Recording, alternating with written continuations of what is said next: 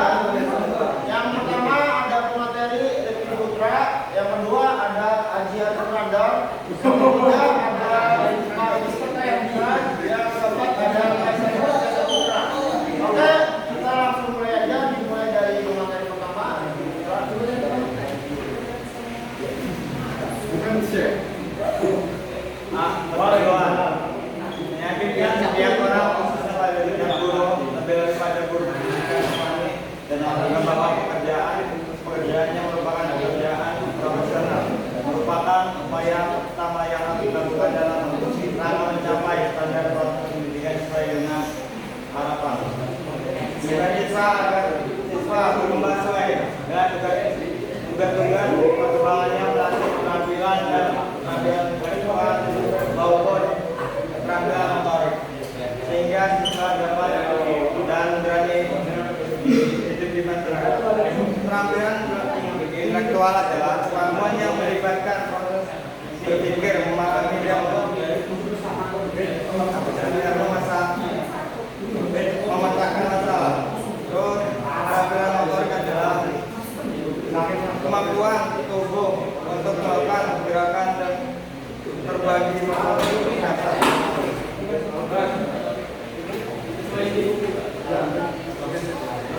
Baik guru sebagai jabatan profesional. Dengan demikian seorang guru memiliki kemampuan yang tidak mungkin dimiliki oleh seorang yang bukan guru.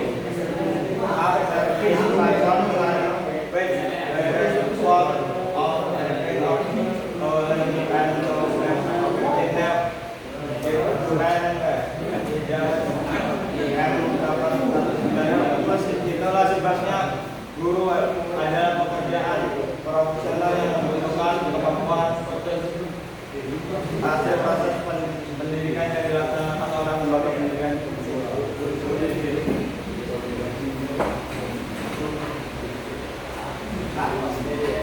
Artinya seorang guru adalah orang yang diberi tanggung jawab membantu orang lain untuk belajar dan berperilaku dengan cara baru yang berbeda-beda.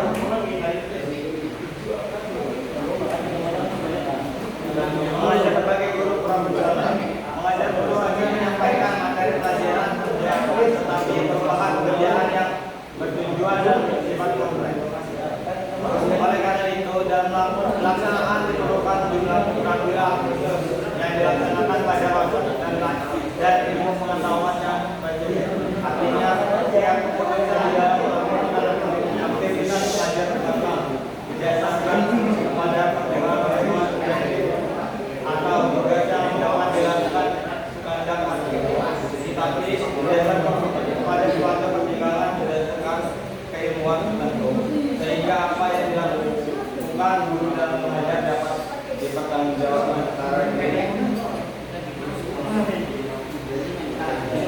Mengajar dan bicara menyampaikan materi, proses kompleks dan berorganisasi pada tujuan yang membutuhkan keterampilan khusus yang didasarkan pada konsep dan ilmu pengetahuan masing-masing.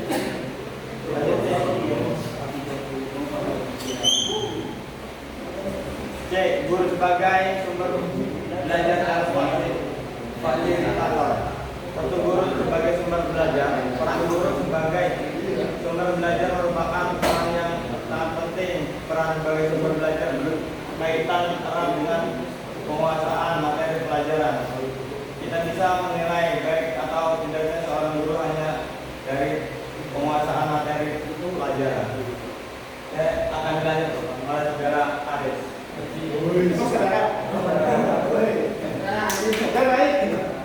Di sini ada guru sebagai fasilitator. Sebagai fasilitator, guru berperan dalam memberikan pelayanan untuk memudahkan siswa dalam kegiatan proses pembelajaran. Sebelum proses pembelajaran dimulai, sering guru bertanya. Namun demikian pertanyaan tersebut menunjukkan bahwa proses pembelajaran berorientasi pada guru. Oleh sebab itu akan lebih bagus dan manakala pertanyaan tersebut diarahkan kepada siswa. Contohnya, apa yang harus dilakukan agar siswa mudah mempelajari bahan pelajaran sehingga tujuan belajar tercapai secara optimal. Selanjutnya, guru sebagai pengelola dan demonstrator. Guru sebagai pengelola dalam melaksanakan pengelolaan pembelajaran ada dua macam kegiatan yang harus dilakukan, yaitu mengelola sumber belajar dan melaksanakan peran sebagai sumber belajar itu sendiri. Sebagai manajer, guru memiliki antara lain 4 fungsi, yaitu ini contohnya teman-teman ya.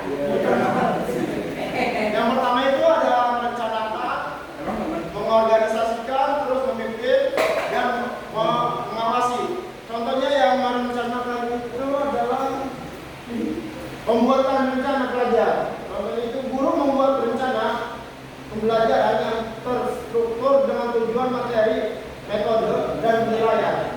Dan yang mengorganisasikan itu, guru dapat membagi siswa menjadi kelompok kecil untuk menyelesaikan masalah. Biar dapat tanggung jawab bagi siswanya. Biar belajar mandiri. Yang ketiga ini ada memimpin. Contohnya memimpin itu seperti kita harus memberi arahan yang jelas gitu, dan memberikan motivasi kepada siswa-siswa kita, dan mengambil keputusan yang bijak. Kita sebagai pemimpin harus mengambil keputusan yang bijak. Yang selanjutnya mengawasi. Contohnya mengawasi itu guru harus mengamati atau memantau siswa di dalam kelas ataupun di luar kelas. Lanjut, 2. Guru sebagai demonstrator. Seperti yang telah dijelaskan sebelumnya, bahwa guru dalam proses pembelajaran mempunyai peran yang sangat penting. Bagaimanapun hebatnya kemajuan teknologi, peran guru akan tetap diperlakukan. Olehnya guru dapat pula berperan sebagai demonstrator. Yang dimaksud dengan peran guru sebagai demonstrator adalah peran untuk mempertunjukkan kepada siswa segala sesuatu yang dapat membuat siswa lebih mengerti dan memahami setiap pesan yang disampaikan. Jadi si guru kepada si siswa itu peran yang disampaikan oleh guru dimengerti sama siswa. Guru sebagai pembimbing, motivator, dan evaluator. Guru sebagai pembimbing, seorang guru dan siswa seperti halnya seorang petani dengan tanamannya. Seorang petani tidak bisa memaksa agar tanamannya cepat berbuah dengan menarik batang atau daunnya. Tanaman itu akan berubah manakala ia memiliki potensi untuk berubah, serta setelah sampai pada waktunya untuk berbuah. Tugas seorang petani adalah menjaga agar tanaman itu tumbuh dengan sempurna. Nah, jadi guru tidak jauh dengan seorang petani. Guru tidak minta muridnya atau siswanya untuk ini atau itu ya. Siswa akan tumbuh dan berkembang menjadi seorang sesuai dengan minat dan bakat yang dimilikinya.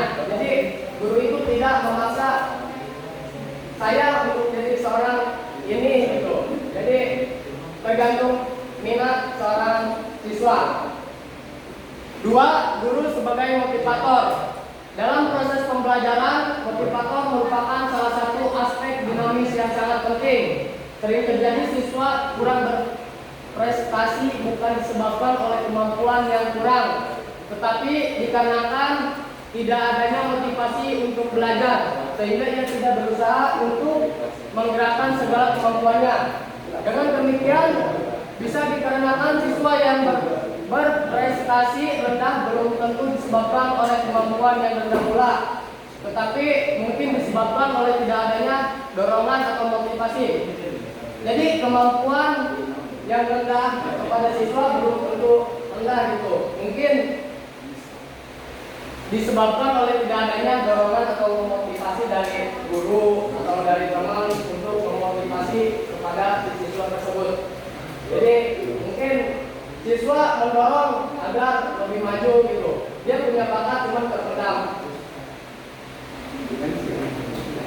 Yang pertama, memperjelas tujuan yang ingin dicapai. Yang kedua, membangkitkan minat siswa. Yang ketiga, ciptakan suasana yang menyenangkan dalam pelajaran. Yang keempat, berilah pujian yang wajar terhadap setiap keberhasilan siswa. Yang kelima, berikan penilaian. Yang keenam, berikan komentar terhadap hasil kerja siswa. Yang pertama, memperjelas tujuan yang ingin dicapai. Nah, jadi memperjelas kepada siswa. Yang kedua, dari kelas 1 mungkin belum bisa perkalian atau pembagian. Mungkin yang ingin dicapai siswa kelas 1 itu mungkin kalau kelas 1 apa pertambahan, kalau enggak pengurangan. Dan yang kedua, membangkitkan minat siswa. Yang tadi itu apa namanya? Ya, jadi membangkitkan minat siswa itu membangkitkan semangat siswa gitu. Mungkin dia terpendam, jadi membangkitkan dorongan dari guru. Yang ketiga, ciptakan suasana yang menyenangkan dalam pelajaran.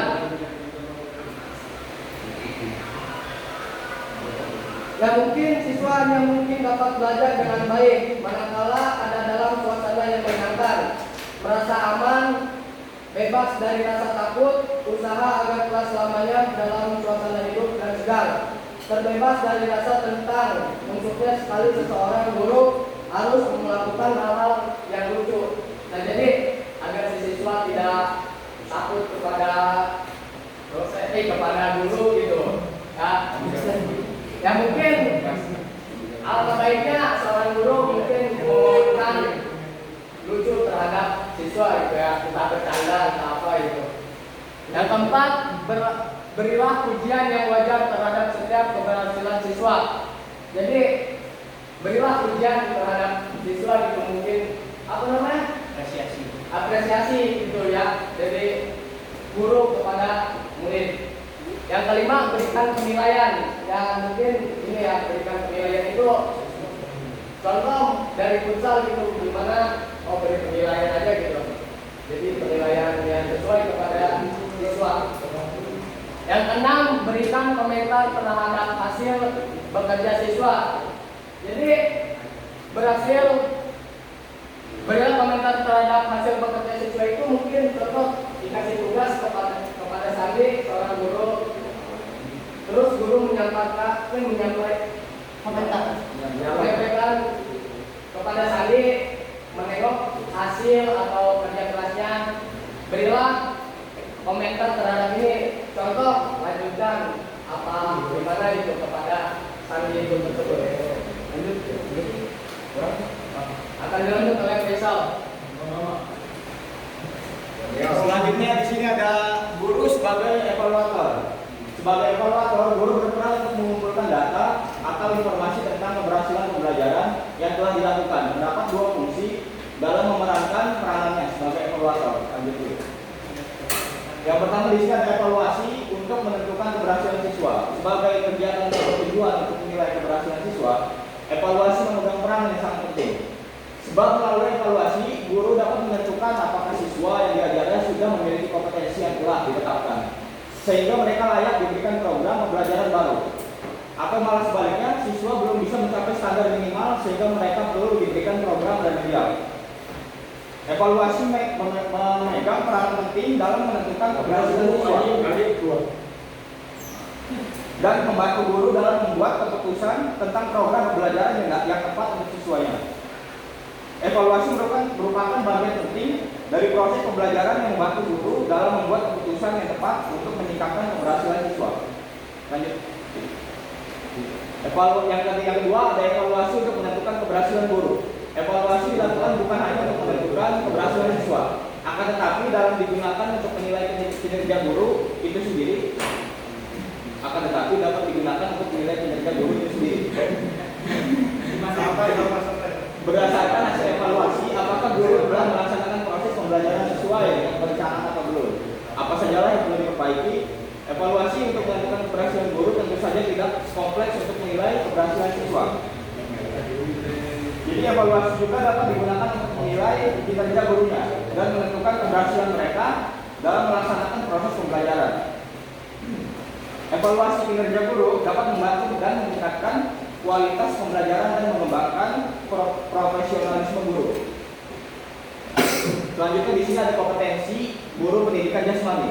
Pekerjaan sebagai guru pendidikan jasmani atau olahraga atau penjasor sebagai sebuah profesi memerlukan persyaratan tertentu yang harus dipenuhi, baik syarat akademik maupun profesional. Pemberlakuan standar kemampuan minimal dalam batas-batas tertentu merupakan tuntutan bagi keberadaan sebuah profesi, termasuk juga profesi guru pendidikan jasmani dan olahraga. Selanjutnya di sini ada kompetensi guru yang apa ya?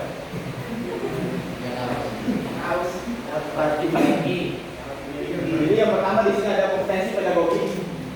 Kompetensi pedagogi ini adalah kemampuan seorang guru dalam mengelola pembelajaran peserta didik. Yang kedua ada kompetensi kepribadian.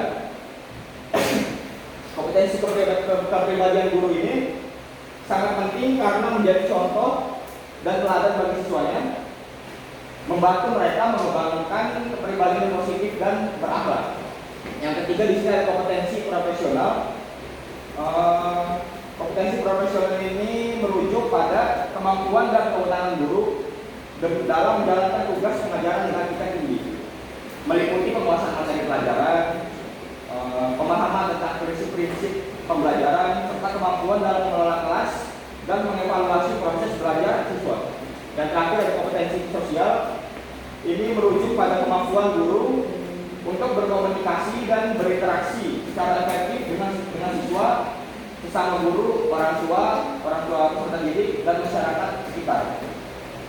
Yang terakhir ada kesimpulan, peningkatan kemampuan profesionalisme guru pendidikan jasmani dan olahraga merupakan tuntutan yang tidak dapat ditawar lagi dalam menghadapi tantangan yang sangat kompetitif ini. Guru sebagai pendidik dan tenaga kependidikan harus menyadari bahwa yang melekat padanya adalah satu, guru sebagai jabatan profesional adalah pekerjaan profesional yang membutuhkan kemampuan khusus hasil proses pendidikan yang dilaksanakan oleh lembaga pendidikan keguruan. Yang kedua, guru sebagai sumber belajar dan sebagai sumber fasilitator. Yang ketiga, guru sebagai pengelola dan juga sebagai demonstrator. Yang keempat, guru sebagai pembimbing, dan kelima, guru sebagai motivator dan juga sebagai evaluator. Sekian dari presentasi kelompok kami. Selanjutnya dibuka sesi tanya jawab. Berapa? Dua aja. Dua aja. Silakan yang mau bertanya. Ya, masuk.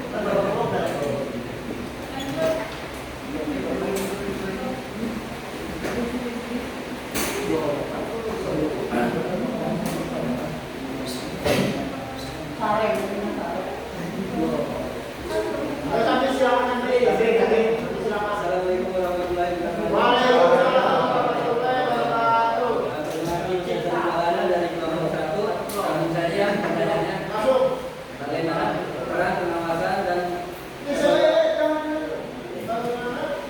bagaimana peran pengawasan dan evaluasi kinerja guru PJOK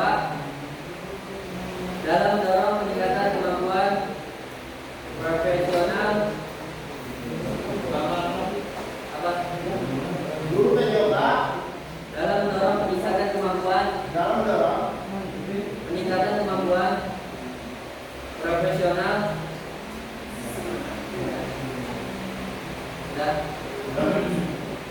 dan apakah mekanismenya sudah adil serta transparan?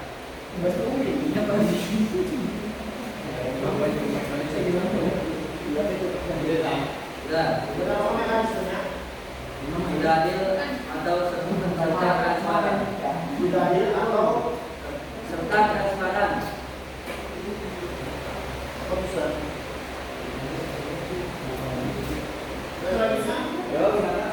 Tidak ada sok, tidak ada. Dalam tidak ada sok saja jadinya.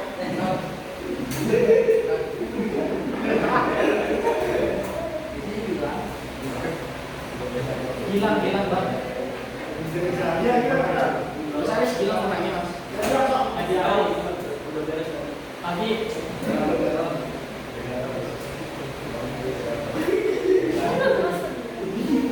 Ayo.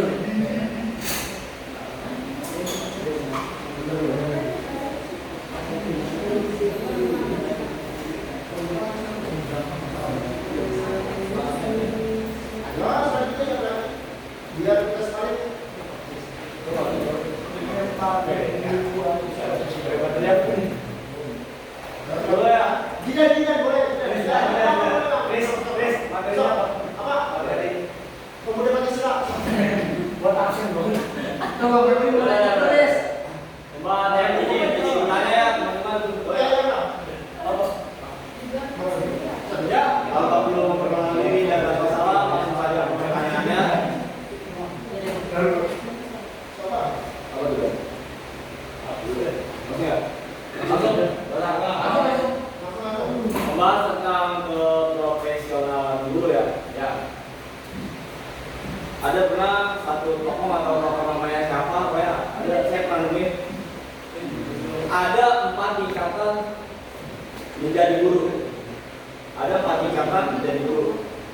Keempatnya itu adalah yang pertama medium teacher, kedua adalah good teacher, yang ketiga adalah excellent teacher, yang keempat terakhir itu adalah great teacher.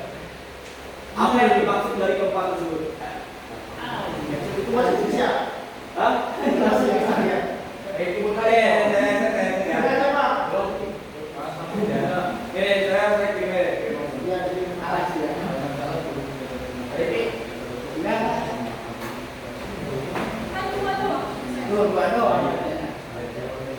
Masuk kalau mau ada yang nanya siapa aja. Itu udah. Ya.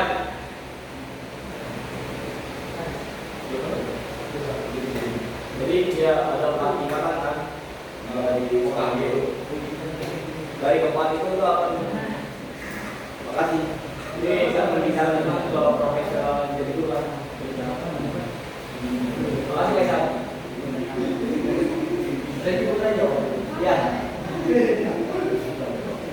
Oke, di sini saya akan menjawab pertanyaan dari Satria. Nama dia. Peran pengawas dan evaluasi kinerja guru PJOK sangat penting dalam seorang tindakan mengambil profesional guru. Contohnya adalah peran pengawas dan evaluasi kinerja guru PJOK. Contohnya yang pertama itu adalah menilai kompetensi profesional atau evaluasi dilakukan untuk mengukur sejauh mana guru memahami materi, metode pembelajaran, dan mampu merancang kegiatan pembelajaran PJOK yang efektif dan sesuai dengan guru. Yang kedua, mendorong peningkatan kinerja melalui evaluasi rutin. Guru mendapat umpan balik untuk memperbaiki kekurangan, meningkatkan kreativitas, mengajar dan mengikuti pelatihan atau workshop dan lain-lain. Dan yang ketiga, bekerja sama pengembangan karir. Hasil evaluasi dapat menjadi dasar dalam promosi jabatan, kemudian tunjangan kinerja atau pengambilan keputusan lainnya yang berkaitan dengan pengembangan profesional. Yang keempat, menjamin mutu pembelajaran. Pengawasan memastikan bahwa proses pembelajaran berlangsung sesuai standar dan tujuan pendidikan nasional serta kebutuhan peserta didik. Sudah cakap nggak apa yang Apakah mekanisme sudah ada dan transparan? Oh, itu sudah diletak. Sudah di mana? Udah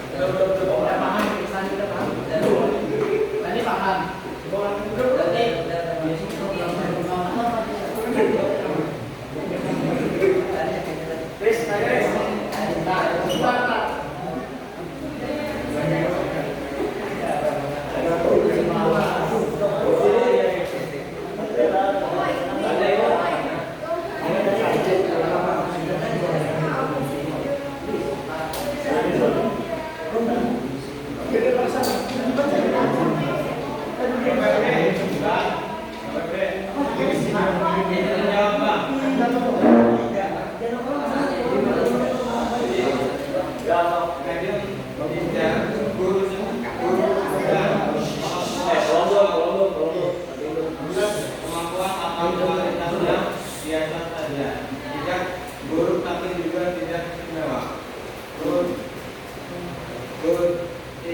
Guru yang baik mempunyai kualitas mengajar yang cukup bagus, disukai siswa, terus memahami materi.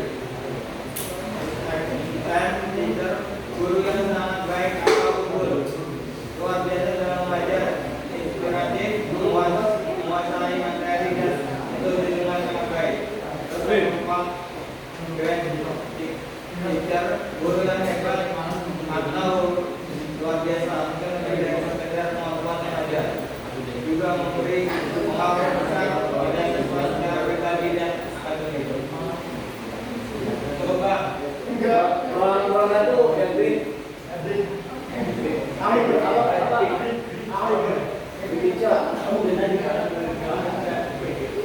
Oh, bantu ya. Apa tuh dirinya apa tuh?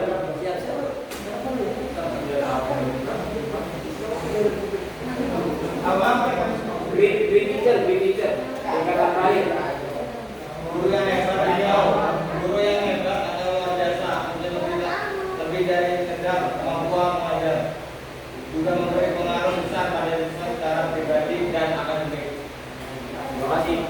Saya akan menambahkan tadi tidak serius belum lengkap itu. Apakah mekanisme sudah ada dan transparansinya? Benar nggak? Saya mekanisme evaluasi telah diatur melalui sistem. Sebab ini PKG itu adalah penilaian kinerja jurusan mengacu pada standar kompetensi guru. Selanjutnya supervisi akademik oleh kepala sekolah seperti observasi langsung terhadap praktik pengajaran. Selanjutnya evaluasi dari siswa dan orang tua itu terbatas untuk mendapatkan perspektif pengguna layanan pendidikan. Dalam ini ada beberapa langkah. Yang pertama adalah mengenal identitas dalam menilai evaluasi bergantung hanya pada kepala sekolah. Itu nilainya kayak senang. Yang kedua adalah minimnya pelibatan guru dalam menyusun instrumen evaluasi dan membuat proses rasa setia.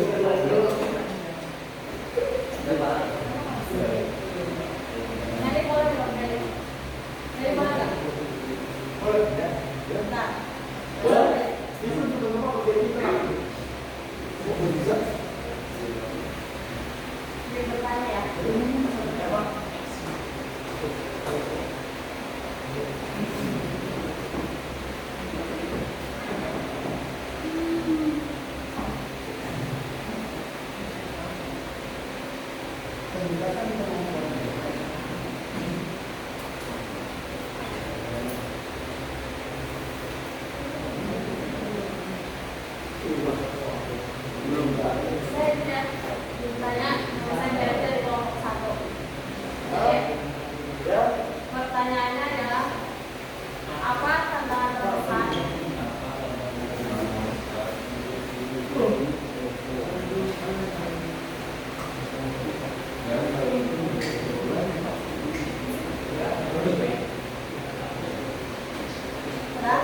Yang dihadapi oleh guru olahraga.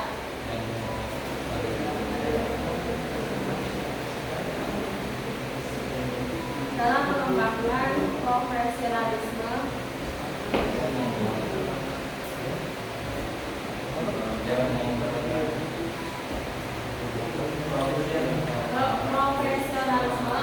di era digital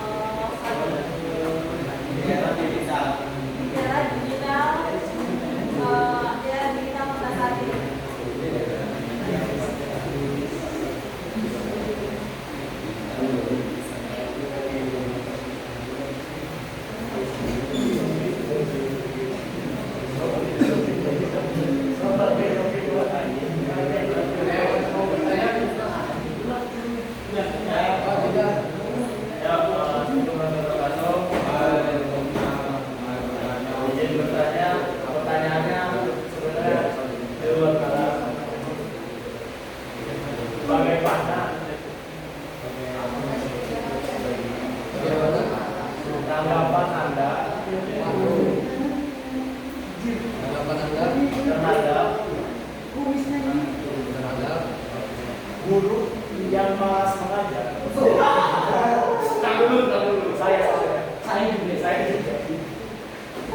yang malas mengajar,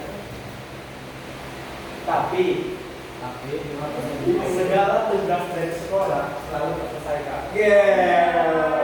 So, udah. Kau percaya?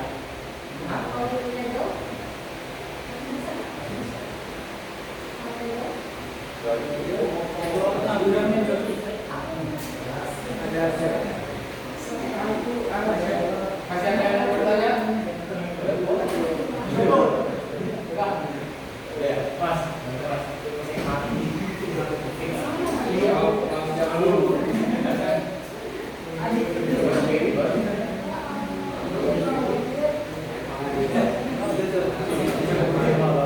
Jadi saya di sini akan menjawab pertanyaan dari tadi. Jadi tantangan terbesar ya yang dihadapi oleh guru olahraga dalam mengembangkan profesionalisme. Jadi tantangan terbesar itu yang pertama di sini ada literasi digital yang rendah. Jadi seharusnya itu guru olahraga itu perlu meningkatkan kemampuan mereka dalam menggunakan teknologi untuk mengintegrasikan pembelajaran berbasis IT secara efektif. Literasi digital yang rendah dapat menyebabkan kesulitan dalam menggunakan platform pembelajaran daring, aplikasi interaktif atau alat evaluasi digital. Terus yang kedua itu ada kesenjangan akses teknologi. Tidak semua siswa memiliki perangkat atau koneksi internet yang memadai, sehingga pembelajaran berbasis IT belum dapat diakses secara merata. Yang ketiga di sini ada distraksi siswa. Teknologi digital dapat membawa gangguan seperti media sosial atau game online yang dapat mengganggu fokus siswa. Guru perlu menggunakan strategi untuk mengurangi gangguan dan meningkatkan keterlibatan siswa.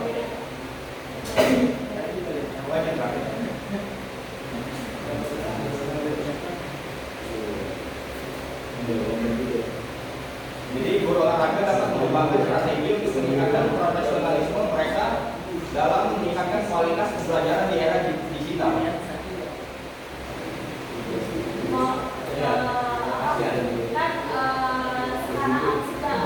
Sekarang sudah berolahraga kan kebanyakannya yang udah tua-tua, yang udah gaptek gitu kan. Nah, pasti kan mereka tuh udah ngerti gitu, bahwa itu soal digital gitu. Nah itu apa yang harus mereka lakukan? Ya, apa yang harus mereka lakukan ini si orang-orang agar dia bisa menggunakan digital untuk media pembelajaran. Kalau misalnya dia nggak bisa kita tolong kayak anaknya, open job, cucunya, pelatihan ngajaran. Jadi yang sampai harus dilakukan gurunya kan? Ya, kan? ya. Yang udah tua itu. Ya, masalah apa aja mereka kan masih nggak paham kan. Bisa dia bikin SK2. Bantu jawab ya, Pak RT. Sebenarnya dari peningkatan kemampuan profesional guru dalam pendidikan disiplin olahraga ini yang dipegang itu tadi itu ya jelas pengawas. Dan itu pengawas siapa? Ya salah satunya kalau di sekolah swasta kan pasti yang punya yayasannya, terus kepala sekolahnya. Makanya tiap tahun tuh adanya diadakan supervisi, yaitu untuk meningkatkan kualitas guru gitu. Nah mau nggak mau gurunya harus belajar gitu. Salahnya itu masih zaman sekarang itu ada guru yang nggak mau belajar itu ya udah salahnya di situ dan tidak bisa dibantahkan. Jadi untuk kita yang mau muda udah jelas. Jadi guru itu ya bukan ngajar doang tapi harus belajar, ambil ilmu. Masuk.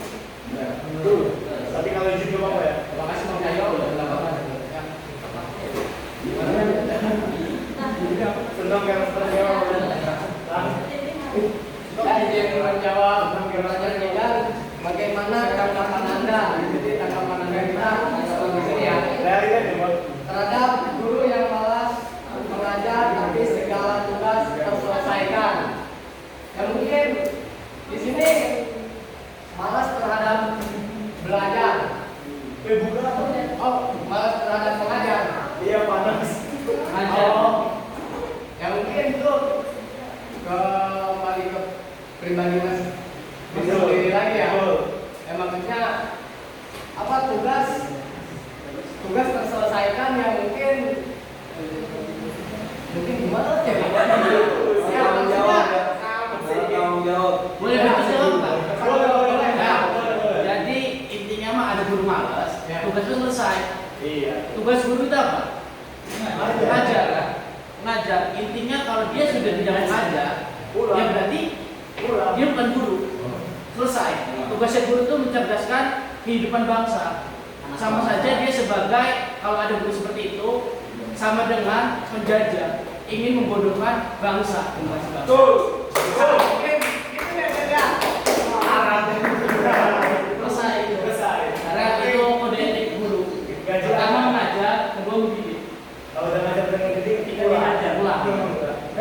Ya berarti kembali pada diri kita lagi ya.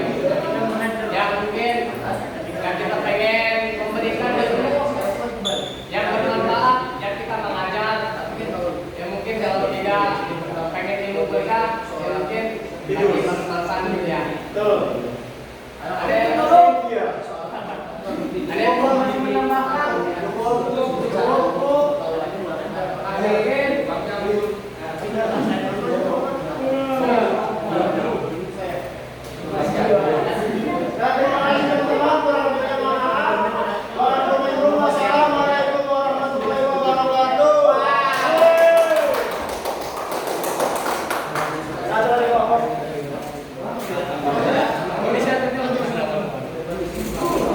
Iya. Iya.